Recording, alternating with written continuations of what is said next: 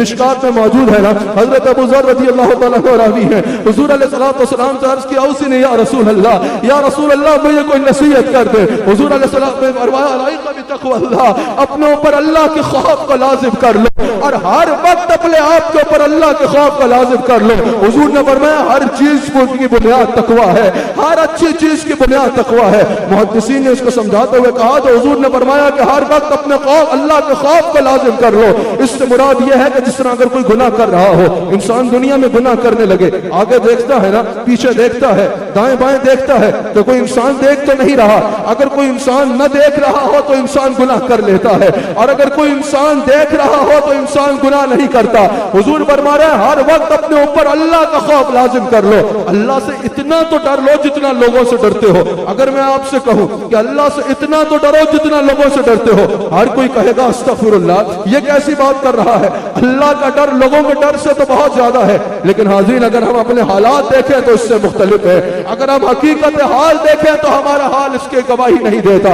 अगर गुनाह करने लगते हो, आगे पीछे देखते हो, कोई बंदा देख रहा हो तो गुनाह नहीं करते, क्योंकि लोगों से डर लगता है, लोगों से हया आती है। कहा गुनाह करने से पहले यह तसव्वुर भी तो किया करो कि अल्लाह देख रहा है, यह तसव्वुर भी तो अपने साथ बांधा करो कि रब देख रहा है। कहा यह तसव्वुर हर वक्त अपने साथ रखो कि अल्लाह देख रहा है, और फिर अल्लाह से हया करो और गुनाह ना करो। अगर लोगों के सामने गुनाह करते हुए शर्म आए, अकेले में इंसान गुनाह कर ले और इतना ख्याल भी ना आए कि मेरा रब मुझे देख रहा है, अकेले में इंसान गुनाह कर ले, जरा सी शर्मिंदगी भी ना हो कि मेरा रब मुझे देख रहा है। जब इंसान तन्हाई में गुनाह कर रहा हो, उस वक्त दिल में जरा सा भी ये ख्याल भी ना आए कि रब देख रहा है, तो फिर अपने ईमान की तरफ नजर डालने की जरूरत है।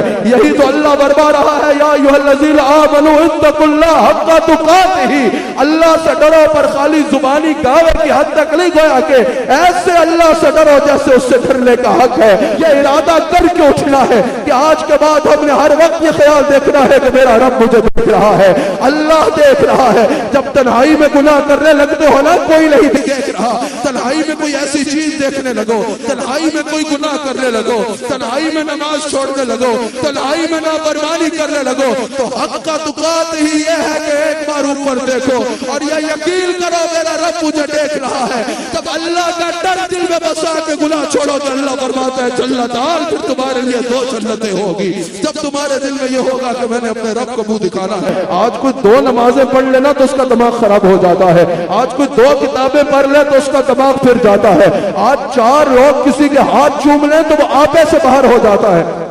वो समझता है अजाब की बातें मेरे लिए नहीं है, ये डर की बातें मेरे लिए नहीं है, ये खौफ की बातें मेरे लिए नहीं है। मैं तो नमाज भी पढ़ता हूँ, मैंने तो दाढ़ी भी रखी है, मैंने तो टोपी भी रखी है, मैं तो जो है वो रोजे भी रखता हूँ। ये अजाब की और डर की बातें और लोगों के लिए है। और भाई तूने नमाज पढ़ ली, तेरे पास कोई गारंटी है कि तेरी नमाज कबूल हो चुकी है? तूने रोजा तो रख लिया, तेरे पास कोई ऐसी सनद है कि तेरा रोजा कबूल हो चुका है?